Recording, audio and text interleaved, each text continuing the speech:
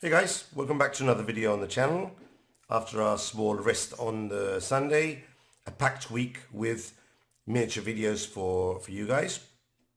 Today we're going to check out a game between Grandmasters Javokhir Sindarov with the white pieces.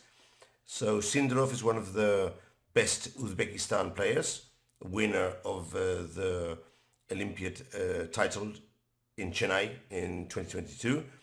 A very, very strong and young player, probably one of the top 10 players for the coming years. With the black pieces, Andrei Volokitin from Ukraine. Volokitin, probably most of you have heard about him. Excellent player. At the end of his career by now, probably 33, 34. But still a very strong player, obviously. A good author as well. One of his books is Perfect Your Chess, a recommended book by Volokitin. So let's check out this game and see how it went. So white played e4. Volokitin went for the Sicilian. I think he is a Najdorf player. And against Najdorf players, which is knight c3, a6, many grandmasters and international masters, myself included, although sometimes we go into the Najdorf, there are also different tricky move orders to get your opponent out of the Najdorf and into a different system. Specifically, Najdorf players don't generally like to play with a fianchetto, because if they like a fianchetto, they play the dragon. So in this game, Sindarov, instead of playing knight to c3 to protect the pawn, he plays bishop to d3. A sensible development move, defending the pawn, but more importantly, by not developing the knight, he wants to play c4 and get a Maroczy bind in.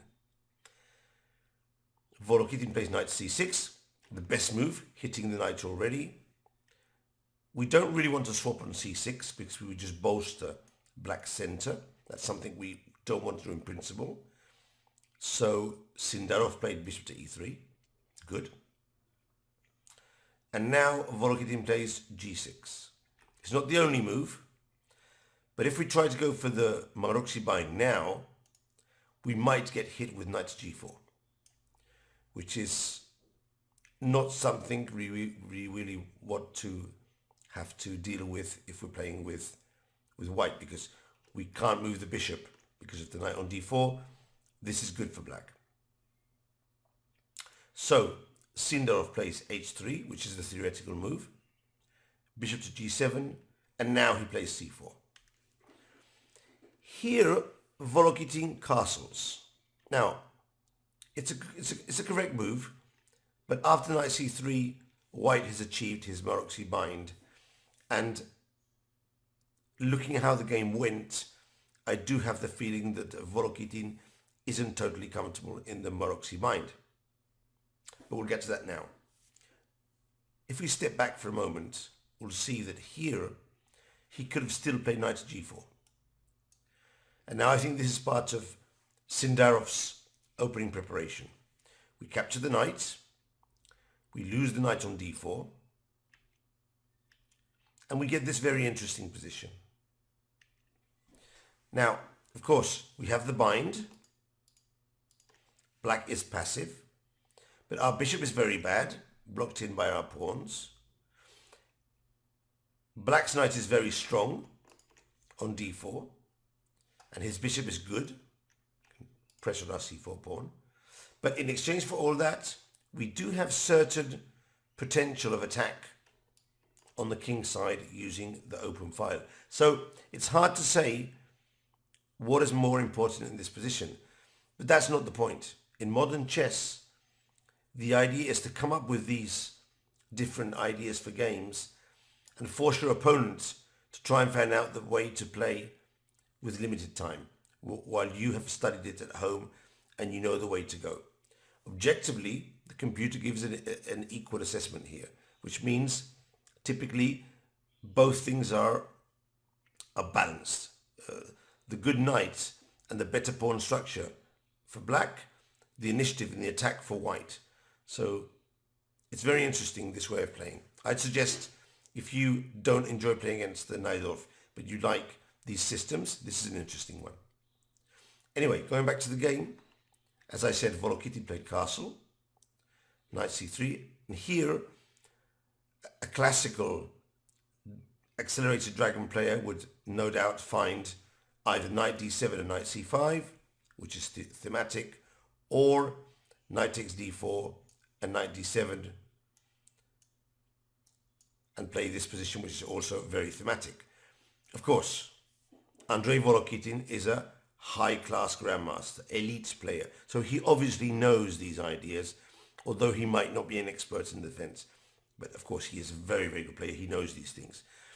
But then again, he senses there's a way to take advantage of White's setup with this lost tempo on h3, the bishop on d3 instead of on e2, which is more normal in the Maroczy bind, and he goes d5, which is bad and will be refuted, but it looks good, actually. So this is the problem when you're not an expert at a variation. You might play something which looks good, you calculate it, it works, but the other player knows it's bad. And you'll only find that out in a few moves.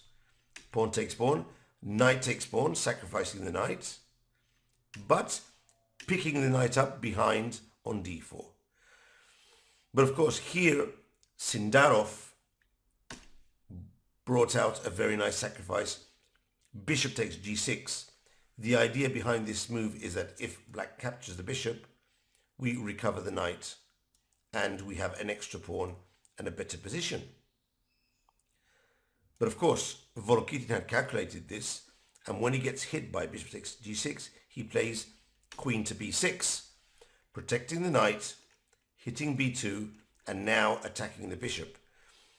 But Sindarov, no doubt, still in his opening preparation, blitzes out bishop to b1, which is the last square I would have gone to with a bishop. But he understands that the bishop must be retreated to avoid its capture. He wants to still threaten the knight on d4. And one other very important thing is that after queen takes b2, bishop takes d4, bishop takes d4, queen takes d4, he doesn't want queen takes a1 to come with check, which would happen if the bishop was on c2, d3 or e4.